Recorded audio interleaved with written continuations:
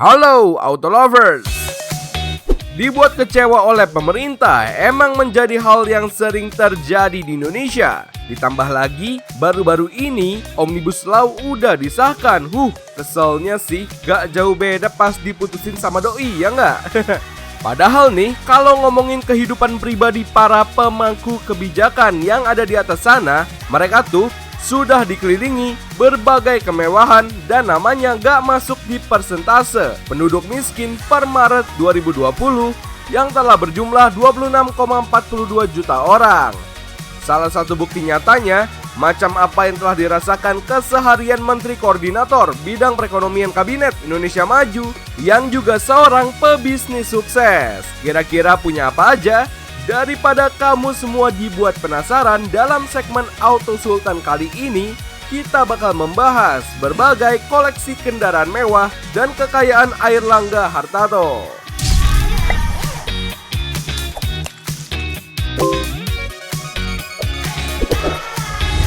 Pria kelahiran Surabaya 1 Oktober 1962 ini merupakan putra dari Menteri Perindustrian di era Orde Baru, Hartarto Sastro Sunarto.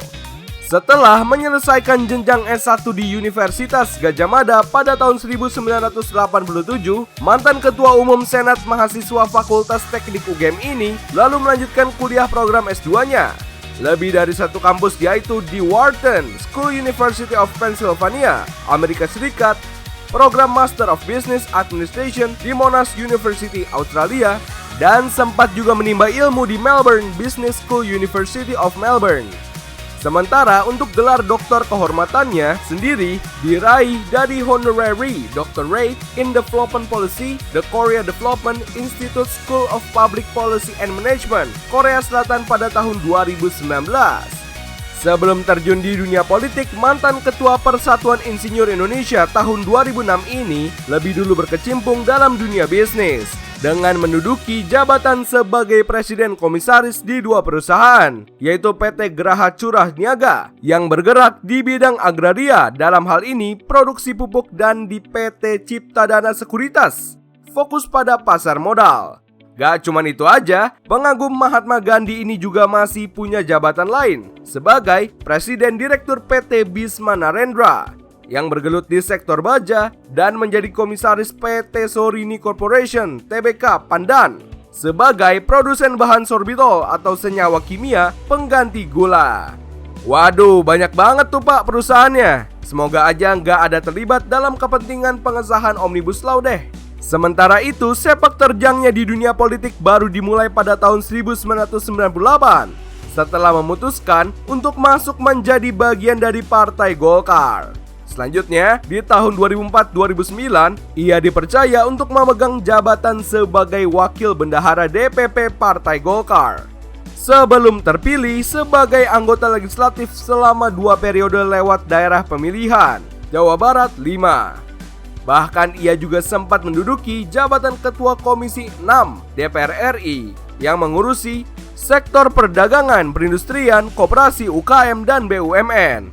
Kedekatan partai pengusungnya dengan kekuasaan di era kepemimpinan Jokowi membuat dirinya dipercaya untuk menjadi bagian dari Kabinet Jilid 1 saat itu sebagai Menteri Perindustrian seperti apa yang pernah diemban oleh ayahnya. Tren yang dianggap positif di mata kekuasaan Jokowi membuat dirinya mendapat kesempatan kembali masuk mengisi pos Menteri Perekonomian di Kabinet Indonesia Maju di periode kedua Jokowi hingga sekarang. Bahkan nih, doi juga sangat getol mendukung DPR kemarin dalam menggolkan pengesahan Omnibus Law. Gimana kalau menurut kamu Auto Lovers?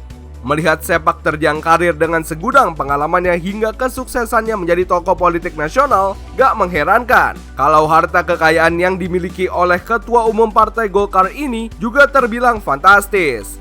Berdasarkan laporan harta kekayaan penyelenggara negara yang disetorkan terakhir di tahun 2020, nominal hartanya telah mencapai 254,4 miliar rupiah.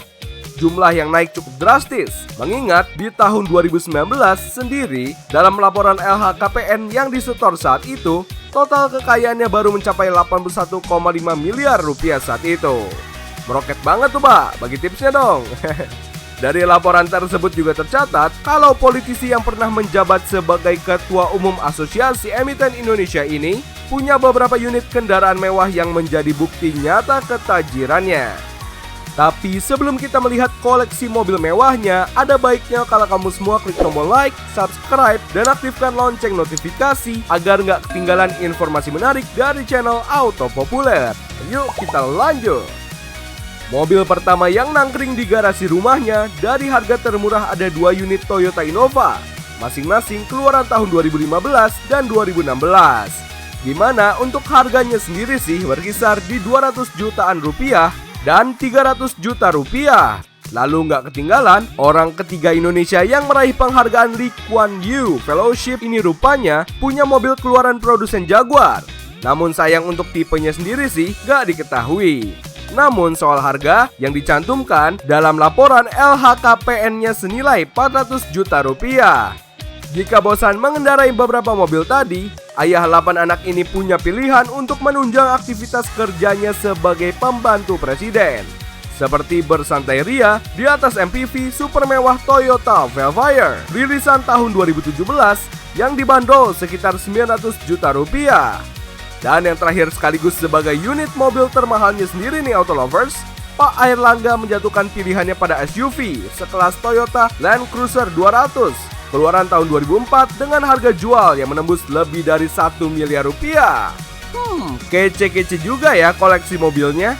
Namun rupanya gak berhenti cukup sampai di situ aja harta kekayaan yang ia miliki. Selain berupa kendaraan, aset berharga lainnya dilaporkan berupa beberapa bidang tanah dan bangunan dengan nilai mencapai 71,8 miliar rupiah yang tersebar di beberapa kota besar seperti Jakarta, Manado, Bogor, Gianyar, bahkan hingga ke negeri tetangga Australia juga ada loh. Belum lagi mantan ketua barisan muda Kosgoro ini juga punya loh harta bergerak lainnya senilai 573 juta rupiah. Ditambah surat berharga yang nilainya 43,2 miliar rupiah. Harta lain senilai 20,5 miliar rupiah dan kas dengan nominal 6 miliar rupiah. Waduh, sangat menggoda bukan? Oh iya, sekedar informasi tambahan juga nih Auto Lovers, di luar kesibukannya sebagai politisi dan pebisnis handal, Airlangga ternyata juga sosok pemikir. Ia menuangkan beberapa pikirannya dalam beberapa judul buku seperti Strategi Clustering dalam Industrialisasi Indonesia di tahun 2004. Kemudian di tahun yang sama, ia kembali merilis buku berjudul Membangun Kemandirian, Mewujudkan Kedaulatan Ketahanan Energi Nasional. Dan karya lain beliau berjudul Merajut Asa, Membangun Industri Menuju Indonesia yang Sejahtera dan Berkeadilan, yang di-launching pada tahun 2006. Multi talent juga ya Pak. Itulah tadi ulasan mengenai harta kekayaan dan kendaraan mewah yang dimiliki oleh Airlangga Hartarto. Tentu kemungkinan untuk bertambahnya kekayaannya hingga beberapa tahun ke depan masih sangat terbuka lebar. Mengingat putaran roda mesin uang perusahaan miliknya masih terus berputar dan masa jabatannya sebagai menteri masih tersisa hingga 2024 nanti. Itu pun kalau kabinetnya nggak dirombak sih. Oh iya, kalau kamu punya unek-unek seputar pengesahan Omnibus Law, silakan tulis di kolom komentar ya Auto Lovers. Siapa tahu aja ada pihak pemerintah yang melihat aspirasi kamu semua. Dan seperti biasa jangan lupa like, share, dan subscribe-nya. Sampai jumpa di video selanjutnya. Bye!